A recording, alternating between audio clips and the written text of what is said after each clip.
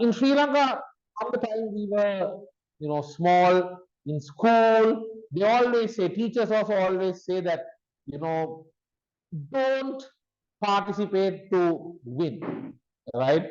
Don't participate to win, participate for the experience, right? That's a very common thing that a lot of teachers say. Participation is more important, winning is not. And for some reason, still, you don't feel that good after participating and when you don't win. And this attitude has boiled down a lot. And even in Toastmasters, I hear a lot of the time people coming and saying, just participate, that's enough. I would say if you're participating, participate to win. If you don't win, you take the learning from that. That's okay. But until the results are given, you believe that you can win, you believe you gave the best possible speech, and you believe that you are the champion of that contest. If you don't become that, then we learn. That's okay. But participate to win. If I'm to share with you one thing about me, from day one, when I first competed in 2014, I gave some of the worst possible speeches.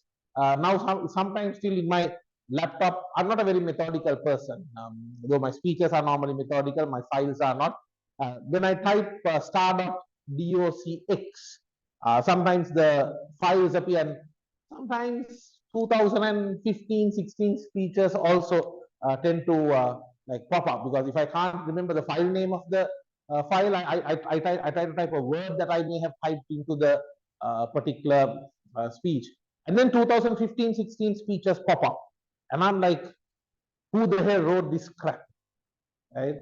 But even those days when I would participate, the sole purpose was to win.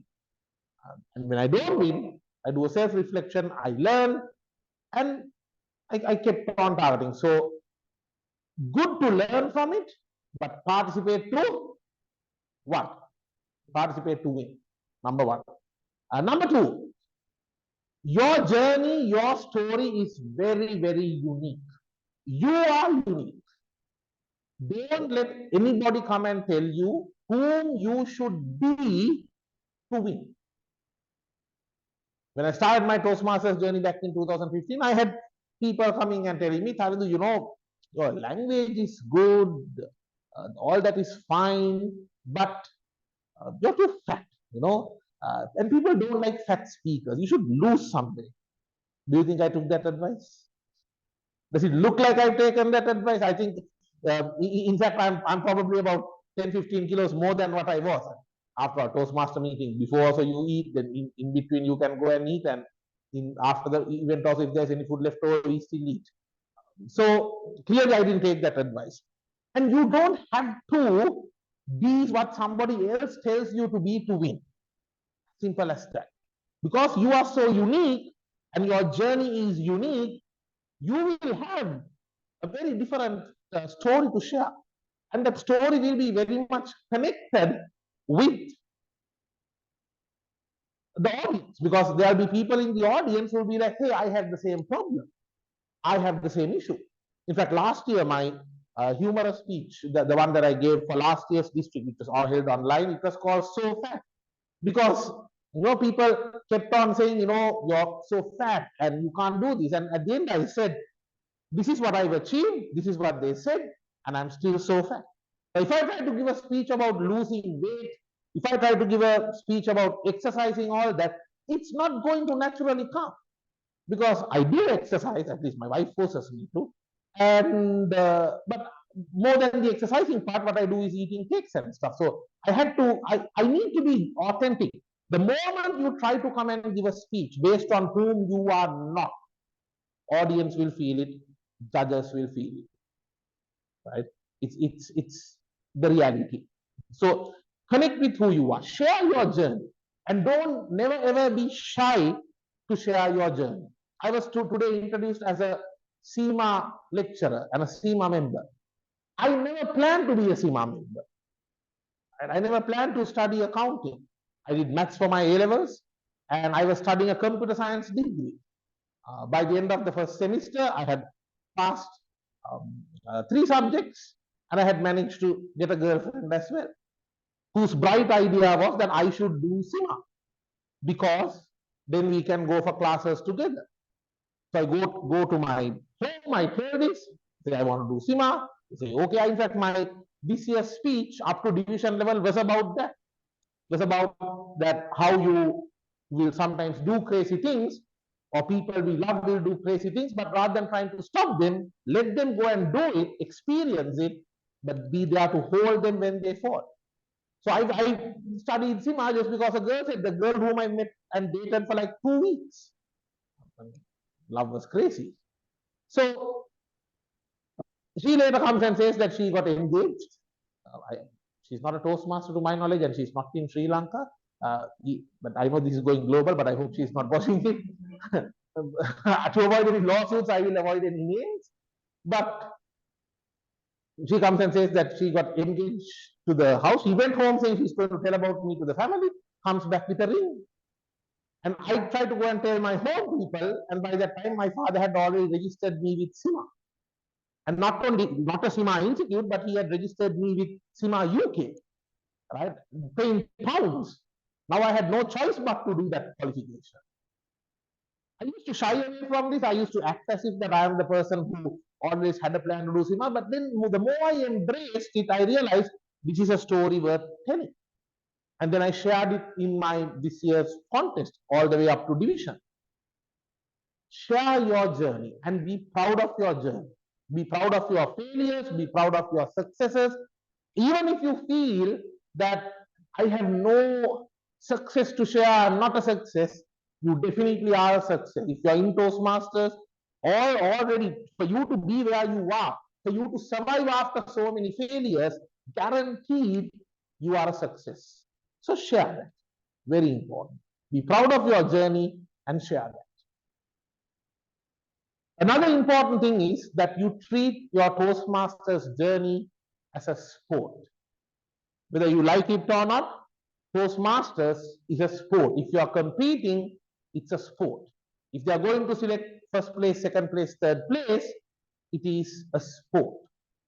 But you have to understand the nature of this sport. This is not an objective sport where you score more runs than the opposition, you win. You bowl out the opposition before they get to your score, you win. You score more goals than the opposition, you win. You put down more tries than the opposition, you win. Those are objective sports. There's a clear definition of what you need to do to win. Public speaking is a subjective sport. What does that mean? It's all up to human judgment. All up to human judgment. Yeah. That's very, very important. Because you can give the best possible speech, and let's say the audience had 300 people. Out of the 300, 290 people decided your speech was the best. But 10 people decided it was not that great. But for your bad luck, those 10 people are the what? Judges. Subjective. If you go for a vote, who will win? You will win. Vote is objective, at least once it's marked. Yeah. Judging is not. Or let's say out of those 10 judges also, 6 judges decided that you were quite good, but somebody else got ranked second place along with you among those 6 judges. 4 judges didn't even want to place you, but the person who had been coming second got placed by them, and who wins? Not you, but the other person. You know how the points work. Every judge, when they mark first place 3 points, second place 2, third place 1. Am I right, somebody? Yeah. Okay. I know. I have a, like, when I wake up in the morning, first thing I see is the marking criteria for the international speech contest. So every day I look at that and I try to recall how to improve those categories. But it's a very subjective sport. So you have to be ready to accept the decision. Some days will not go your way, whether you like it or not. And sometimes you will end up thinking, what more do I need to do? What more do I need to do? it's very tough to find answers for those questions. But as long as you know that you are better today than what you were yesterday, I think you won that day. As long as you feel, look, I've come this journey, I've come this distance. I have a theory for me, what I call the theory of 5 for international speech contest. It took me 5 years to win a division, and it took me 5 years to win a district. But even in that, in the division, 4th year I was placed second, and only in the 5th year I came first place. District, I was coming to the district, but never getting placed. But for some reason, this year managed to get placed as number 1. This year, my main focus was not international speech contest, to be very honest, because if I got selected, I knew when the semi-finals would be, and that was going to be on the same day as my wedding, which meant I won't be able to go and participate.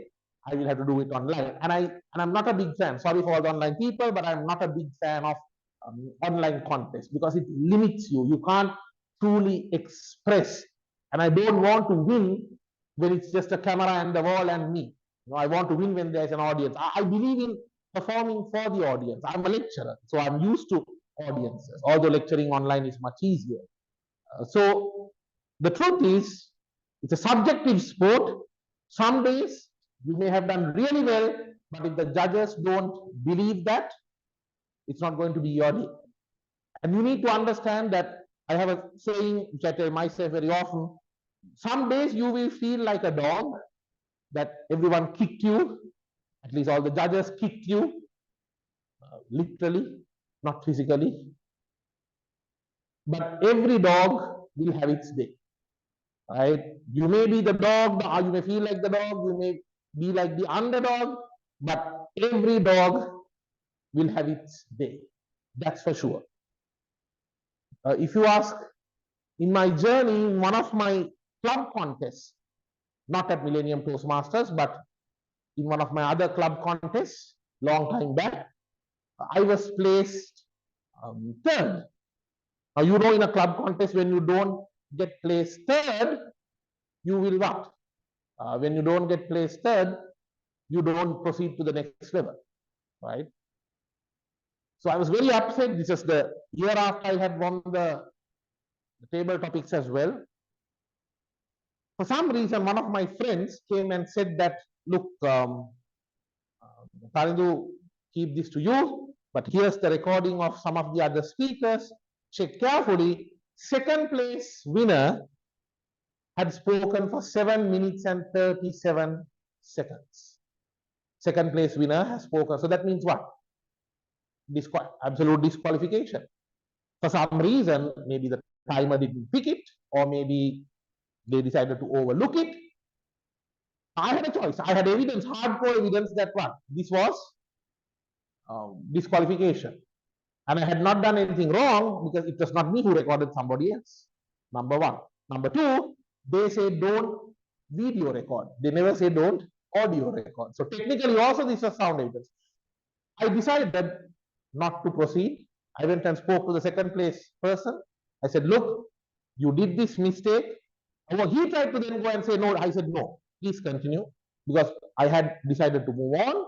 But I said, don't do this mistake, because at the next level, I don't know whether people will be that understanding and cordial. And he went on to become, I think, division 3rd place of that year. Why I decided to overlook it is very simple, because his speech was about his daughter passing away and the rituals and what he went through. And I knew I will always get a contest chance next year. His daughter is not going to come back.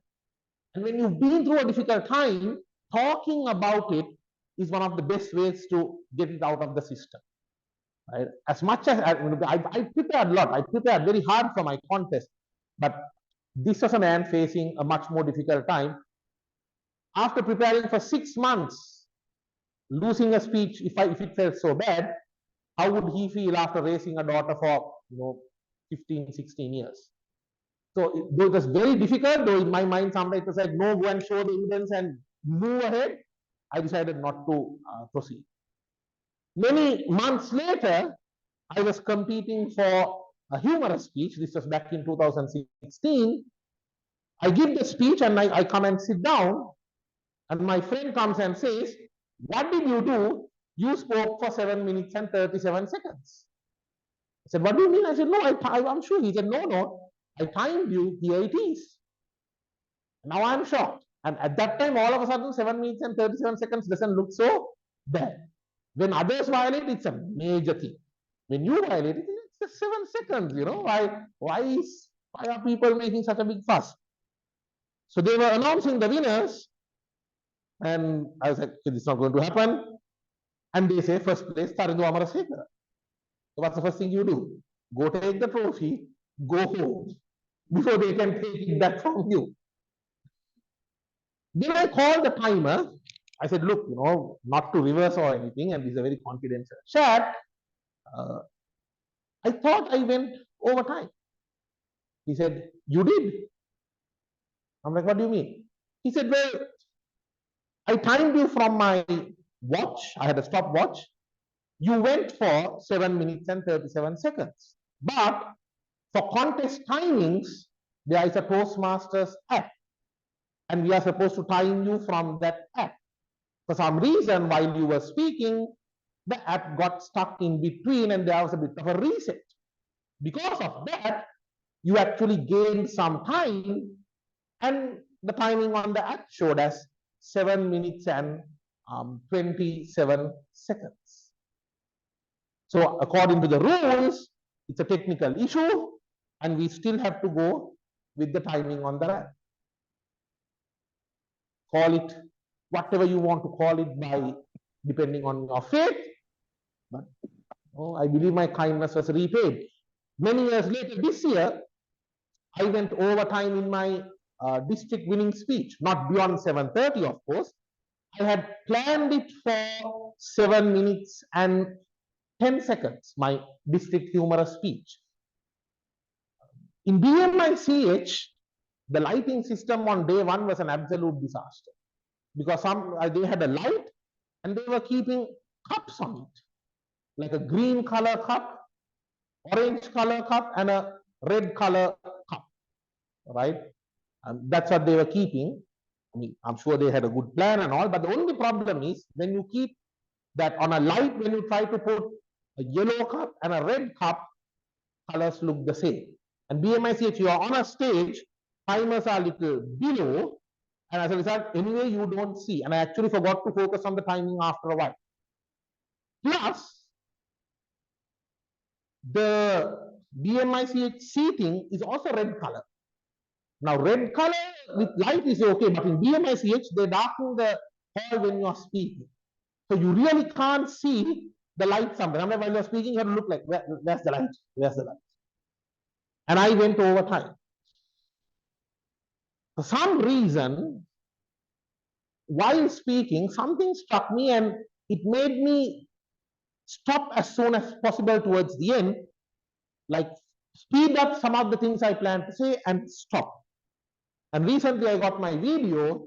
When I checked it, I got the video. I never bothered to check the time. I was still thinking I finished it at about 7:10, 7:05.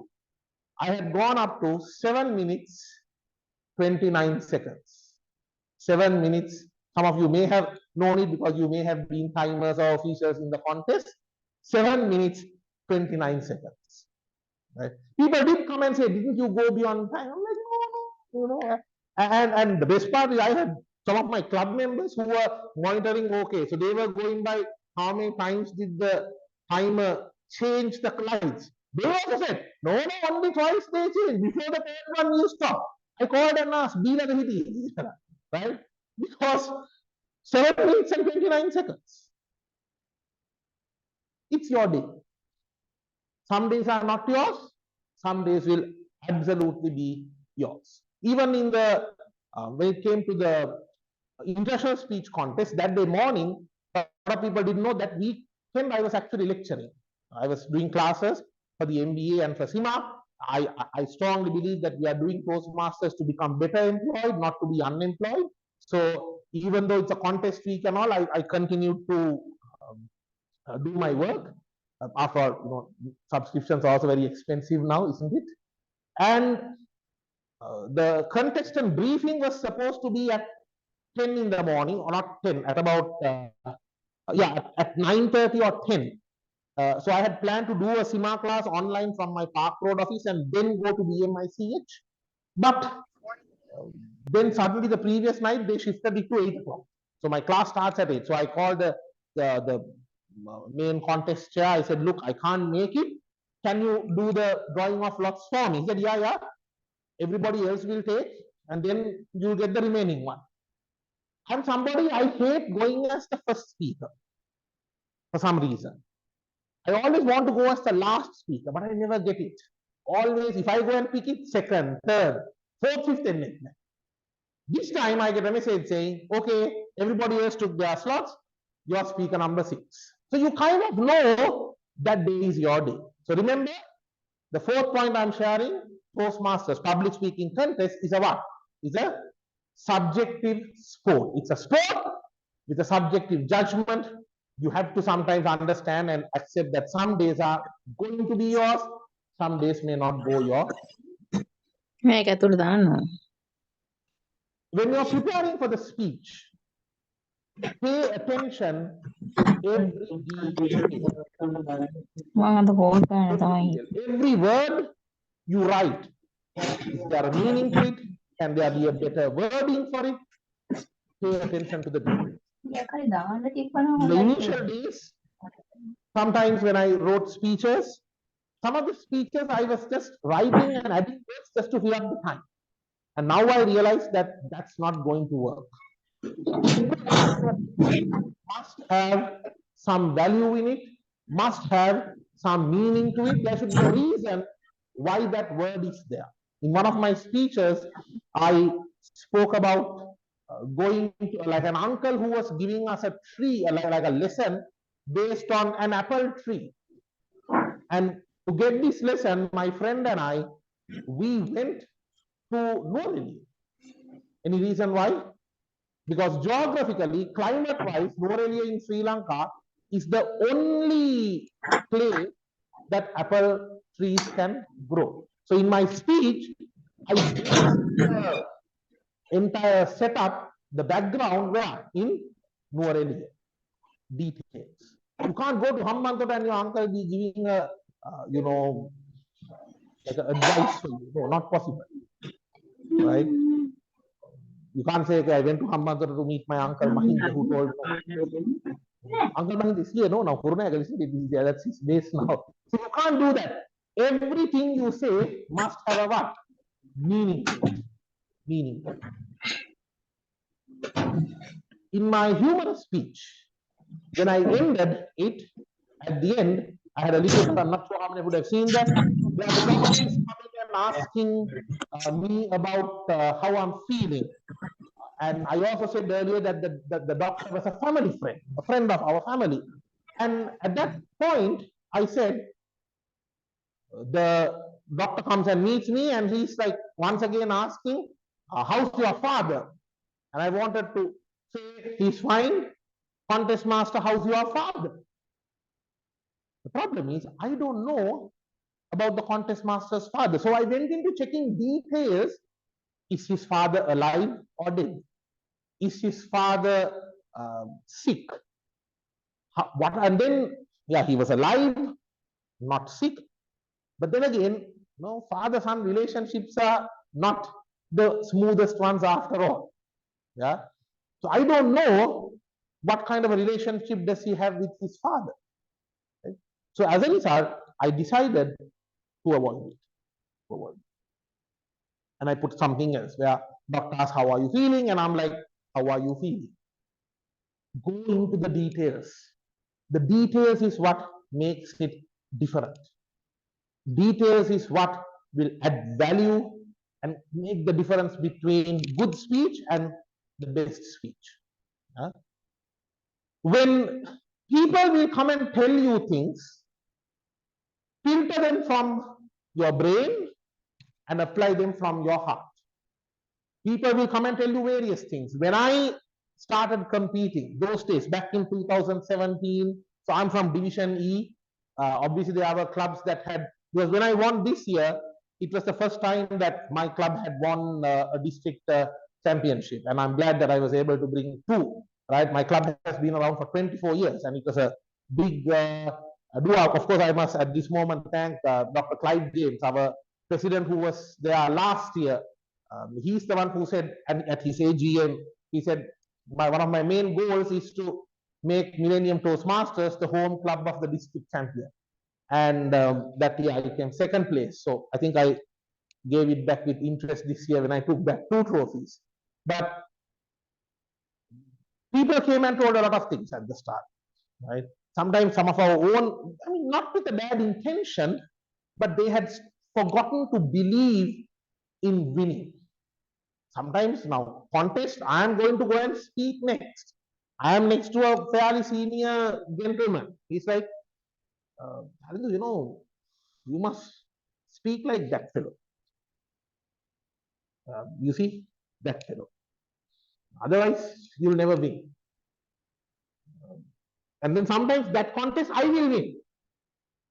And then they come and say, good, you spoke like that fellow. Right? Seniors, they love the club, they love us, they want us to do well, but sometimes they are a little afraid to dream. But they will give you so much of guidance. They'll tell you so many mistakes that you can avoid, so you can create your own shortcut to victory.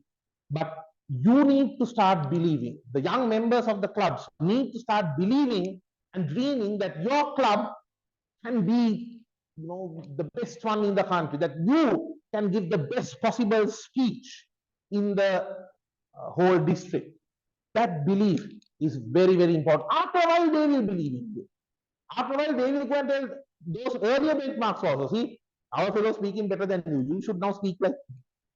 That's why I said, whatever they say, filter from the brain, and then only take it to your heart. Don't try to take to heart everything that people say, but listen to everything that people will have to say.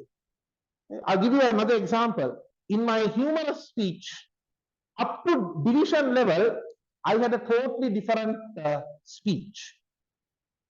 Then that same contest, we combine the different divisions together and hold competitions, right? You are aware of that, right? Like C and E or A and B, right? So we have it together, right? We call it better collaboration. There's also a cost-cutting reason, which is fair. It's tough economic times. And one of the other division winners was a girl wearing a nightgown. A fantastic speaker, right? Fantastic speaker. And I think that's one of the most innovative speeches I've ever seen. She was wearing like a nightgown, and halfway through she removes it and she's wearing a pajama, right? And I mean, my best friend is in my Toastmaster club. That fellow never comes for a contest. He still doesn't know the difference between division and district. He called me and asked, hey, did somebody remove something on stage? I'm like, yeah, but she was wearing something. Somebody came and told me, Tharindu, look at that speech. You were good, you were funny, but look at that speech. If you are to be that much young, you'll also have to wear a dress and go. And I got thinking, why can't I wear a dress? Of course, this all comes from what? That first mindset I told you. No matter what, you go to win. Now, when does a man wear a dress? Fancy dress parade, but that is too small. Fancy dress parade you do when you are in year what? Grade 2, 3 or grade 4, 5. Okay? Another moment you wear a dress is what? Hospital. And that's how the story of a hospital came. Right? Because a girl wearing a dress is funny, but a man wearing a dress, you don't get that every day. Now, even the dress, like I said, details. I designed it. I studied a bit of fashion designing, designed it, went and met the tailor. When I went and met the tailor and I said, I want to get a dress done, he took 2 steps away from me first. He got scared that I had other intentions, and I told him, no, I told him that it's for this, it's for this Toastmasters, right? And it's a speech like this. Get me opening on the side so that I can put the mic and take the mic from inside. All that. I would have had about 2, 3 meetings with him. First dress he made, I was looking like a doctor, not like a patient. Next dress he made, I was looking like a priest. Only by the third dress, he managed to shorten it, and I managed to get down. And I knew I had my speech right because when I gave it at the district semi-final, when I went on stage, already people were laughing, right? So I knew that and no sooner my speech ended, I got a message from one of the ladies in my club also saying, nice speech, but even better legs. So I knew that it was right. So work on the details. And so many people came and told me, Tharindu, when you went on that BMICH stage, we knew all the people were laughing when they saw you in a dress. But even in that speech, there were concerns. People came and told me after division level, having a good speech, but you're going barefoot. It's not going to look nice if you go barefoot on BMICH stage. Why don't you wear shoes? And I'm like, you don't wear shoes and go for a, surgery. First thing they say is, like, get naked and wear something they give to them. So I couldn't do that. Then they said, why don't you try with those bathroom slippers, like hotel slippers? No. When you move, it's very flappy, right? Bathroom slippers or hotel slippers are meant for you to walk like this from the pool to the room, not to make big strides. Didn't work. They said, why don't you wear socks then? I spoke to BMICH 1 week before the contest or 4 days before the contest, went to BMICH on a day they didn't have anything. I just took off my shoes. I was on socks. I tried walking. It was too slippery. It was too slippery. Your socks on wood is a little too slippery. And imagine if I fell wearing a gown. I'll be banned from Toastmasters for indecent exposure. So no. So what I did was I changed the speech. In the speech, the nurse gives it, and the nurse specifically says, what? Take off all your clothes and your shoes and socks as well. That gives me the license and the permission to be barefoot on the BMICH stage. Details. Look into each and every detail. The final point I would like to leave with you, I think I've told you about the psychological aspect, what to listen, what not to listen, wanting to win. I've given you the technical aspect of looking into the details. One final thing. How badly do you want to win it? How badly do you want to win it? That's a question that I want you to ask yourself. Competing in Toastmasters makes you a very competitive person, and whether we like it or not, the business world is very competitive. Our work environment is very competitive. Who ran? I mean, the fastest man in the world, yeah, Usain Bolt. 7 others ran with him in multiple different Olympics. Whom do you remember out of them? Okay, Johan Blake. That's also because he beat Usain Bolt in one of the races. Yeah, Usain Bolt also first race when he was winning what? Did all that because others were far away. Second time he comes after losing to Johan Blake. Some people say he ran all the way up to Jamaica. Didn't stop to even look. So, how badly do you want to win it? How many of you remember the other runners with Bolt? So Johan Blake, yes. Who else? Justin? Yeah, I hear that name when I ask this question. Anybody else? So there were 7 others in 3 different Olympic years. So that is 21 people. It maybe sometimes would have been repeats. Why? Like it or not, world has a funny way of recognizing and rewarding first place. I'm not saying it's fair. I'm not saying it's right. I'm only telling you how the world works. If you win, opportunities will open up. But it's about how badly do you want to win it? How much do you want to win it? And that will decide how much effort you're willing to put in. That will decide how much the others will support you. For me, I would never have won any of these if not for three important people in my life. Toastmaster Clive James, Toastmaster Tharindu, Toastmaster Banu Krishanti. All, my whole club supported me. I personally believe that I've had a lot of people coming and supporting me. Even in years I don't do, people sometimes call and say, Tharindu, you gave a great speech. I am from the crowd. I am not somebody who was destined to be a winner or recognized or nothing like that. I've sat with everyone and I've been through that painful journey. I know what it is to be compared and told you're not as good as that guy. You're not as good as this guy. Right? Everybody is unique. Every club is unique. You have something to offer. You have some special skill, each and every one of you. The question is, how much are you willing to work on it? That's going to be the different factor, the differentiating factor. Toastmaster Clive came to my place sometimes after a hard day's work at 10 o'clock in the night. And just to tell me whether I should swing it in one way or break and swing. 10 o'clock in the night.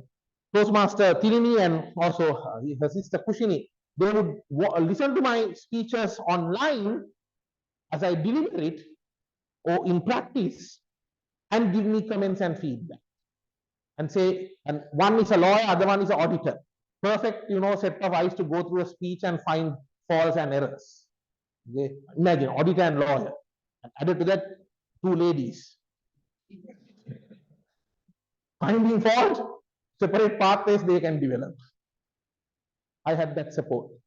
Toastmaster Banu, someone who is like my very own sister to me, she's the one who went on stage to keep my golf stick on the floor.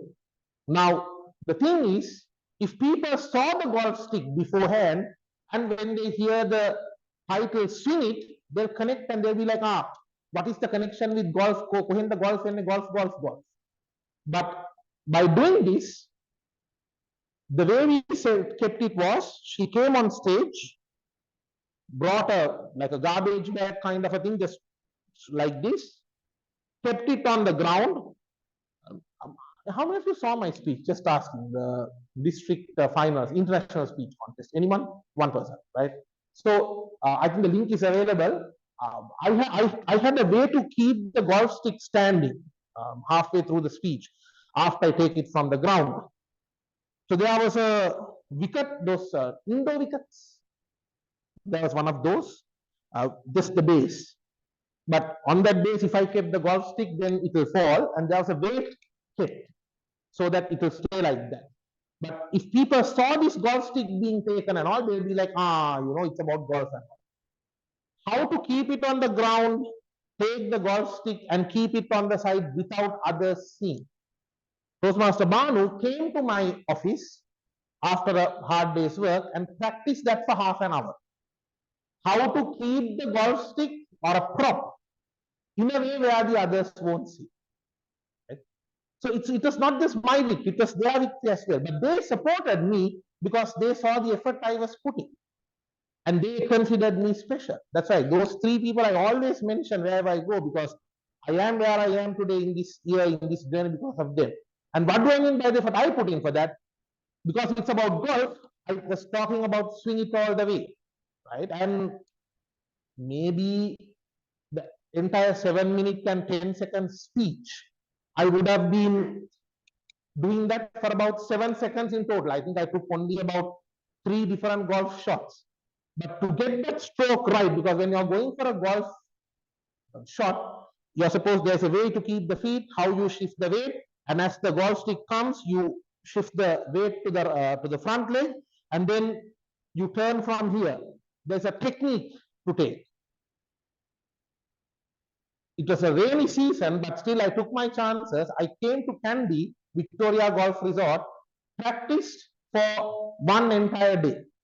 Just for that 7 seconds of golf swing, I practiced in the burning sun. For my bad luck, I thought when I came that it will be a nice, cool day, but it was not. But I came and practiced and I went back. How badly do you want to win it? How much effort are you willing to put? That will decide between the ones who still takes them the distance and gives them the recognition, and the ones who get faded away. Nothing to do with skill actually. It's about the effort. Effort will triumph skill, will triumph predefined notions. Effort will break through all these barriers on any given day as long as you are willing to put effort and grow your skill. So this is my journey. This is my story. All in all, if you are willing to win it, if you are in it to win it, and if you are ready to swing it all the way, you will get there, guaranteed. And I'm a living example of it. Thank you very much.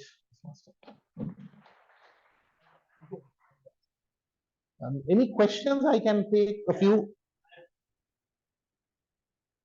Sure, go ahead. Even online, if there is anybody.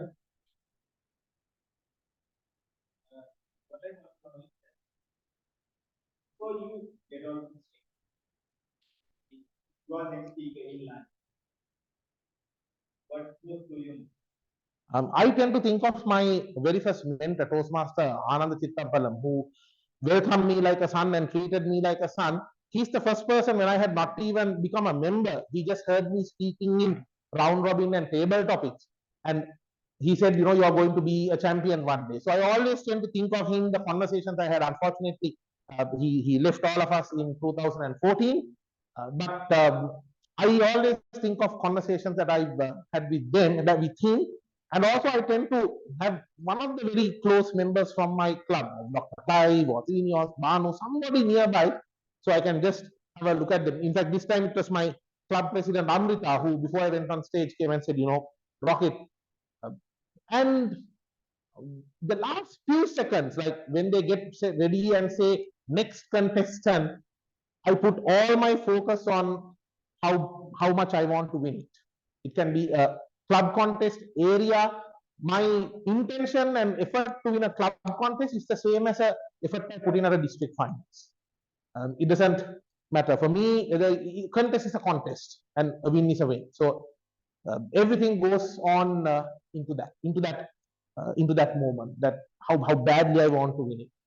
That's for me. That's it. Because I believe in breaking stereotypes. I believe in breaking barriers. No predefined winners. Those are the favorites club. No effort. How, and if you really want to win something, and if you are willing to put in all the effort, it's yours.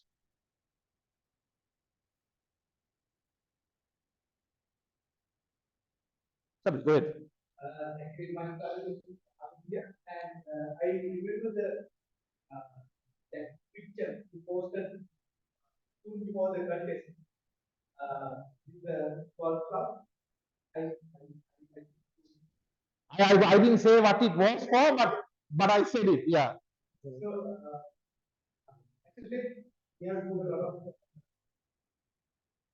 attention to, and I remember this story you like some years before in a table topic, and then you developed to a leading international. The golf matter. Yeah, I took it in 2015 as well. Go ahead. You finish your question first. So how did you know that this story could give you a home run, and what was the process of given a big that incident you were so good question, Sabri. For me, see, first of all, a good speech is like a good knock, a good innings. Now, Virat Kohli, for example, that hammering he did against us in 2012 Australia, that always is stuck in the minds of the people. Aravinda's 96 World Cup finals innings will always be in our hearts. Usar Mendy says, yesterday's innings, right? Win or lose. I mean, nobody thought that happening. We are like, who the hell is this guy? But so when you sometimes people come and tell me they don't know my name or anything, they're like, you're the golf guy, isn't it? Some people have thought I'm a professional golfer. I wish. But when you have given a speech and when you get such a good response, you need to have it with you and work on it, see how you can add other things to. Sometimes you have a different concept in mind and you don't have an ending or you don't have the second half and you're like, I can connect this second half with that. I would say before you make a speech, first live with an idea. And an idea can come from a movie you watch, an idea can come from a song you hear, an idea can come from a story of a friend, an idea can come from anywhere. But when you have an idea, live with it for a while. As you live with it, so you jot it down, obviously, otherwise we forget. If you have an idea, you quickly jot it down. And over time, when things happen, when you go to jot down other ideas, you are like, wait a minute, this idea and that can be connected, right? So I take about a good 3 months or rather 2 months to have an idea, and then I move into the speech writing. That's how I build. And then from club to area to division to district, semi-final to final, I keep tweaking. So if I put a joke and nobody laughed, I'll be like, oh, in my mind, I'll have a quick mental record. Okay, people didn't laugh at that. I should change it. Sometimes people will laugh at things you don't expect. A lot of people don't know this, but in my golf speech this time, I actually made a blunder where when I took the shot and I got angry, the coach's name was Loga. Instead, I shouted at him saying Bala, right? And immediately and this was in district semi-final, and immediately in my mind, now my mind goes, shit, you messed it up. What did you do? But if I try to correct it, the audience is going to realize I did a mistake. So luckily, because I've been into table topics a lot, I was quickly able to swap it where the caddy himself says, sir, my name is Loga and not Bala. And people went crazy with that. They laughed at it. And of course, I think Tharindu and Dr. Clive knew, not Dr. Tharindu and Banu knew I made a mistake. So they were worried, but everybody else laughed, but they didn't know that this was not a planned thing. So then I kept it for the finals speech as well. I kept it. So that's why if you are in competition, no matter what category you compete in, always do table topics, because that will give you the confidence, especially to correct errors, to adjust quickly. So my advice, participate regularly in table topics, and when you can compete in table topics to win or lose, because that will give you the confidence that no matter what, you can speak and amend situations. Tabhi, I hope I answered your question. So live with the idea for a while. Sometimes you might live with it for 2-3 years, and then only you find a suitable speech topic to connect it with.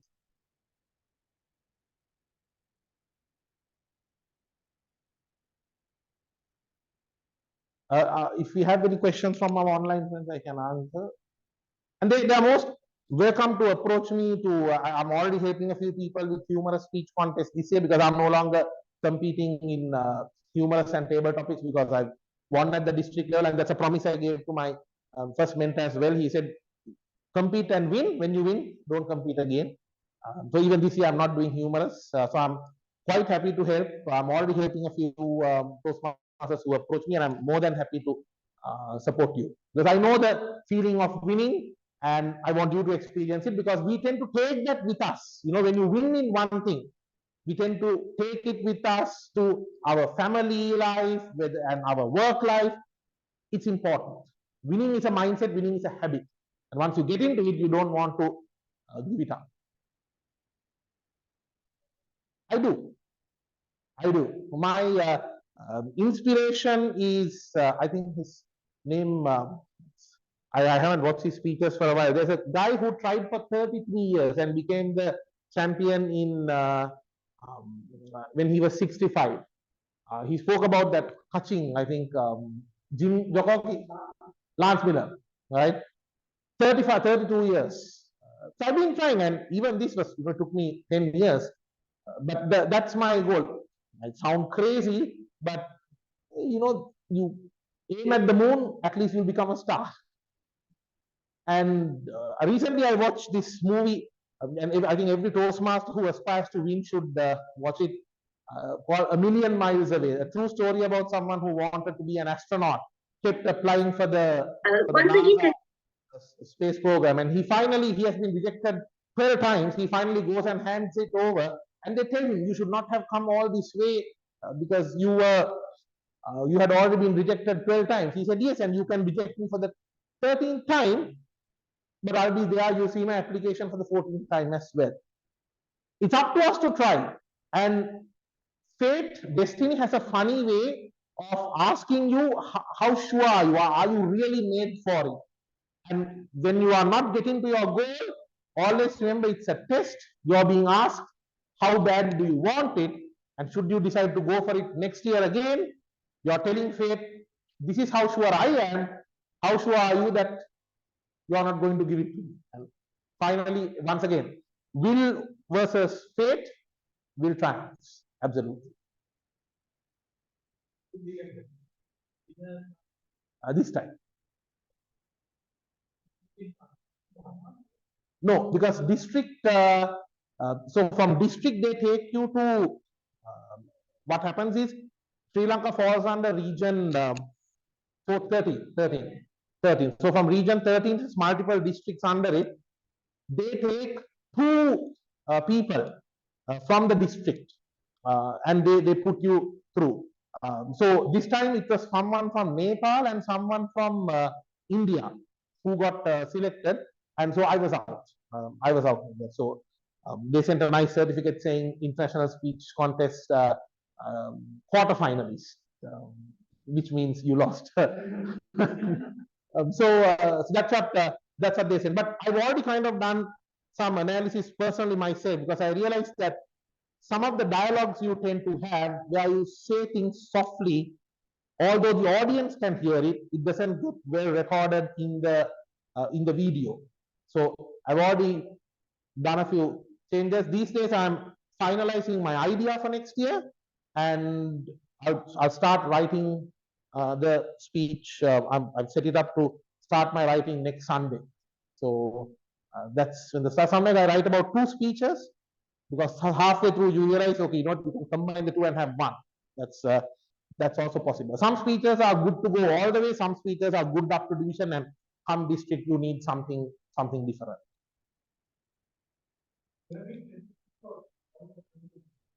10 years.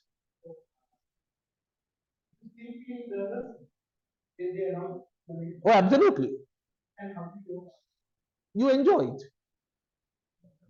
You know, like, because you feel your leg is shaking. This time, district, no, not district, division finals, when they were announcing, I could kind of separate my leg and body separate, and I could really feel my leg shaking. I'm like, why is that leg shaking?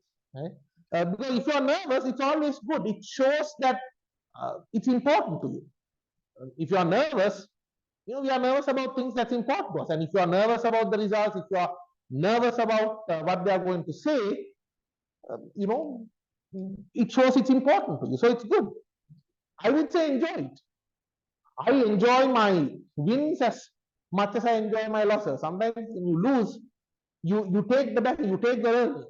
Right? Victories, nothing rewards you like a victory, but at the same time, nothing gives you a lesson like a defeat. So you enjoy both.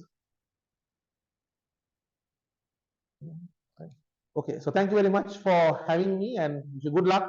And once again, to summarize, compete to win. Thank you very much, Toastmaster.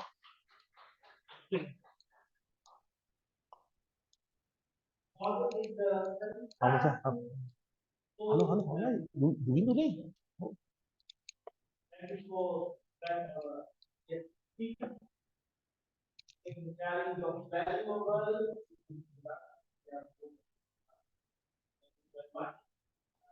I hope you all enjoy that.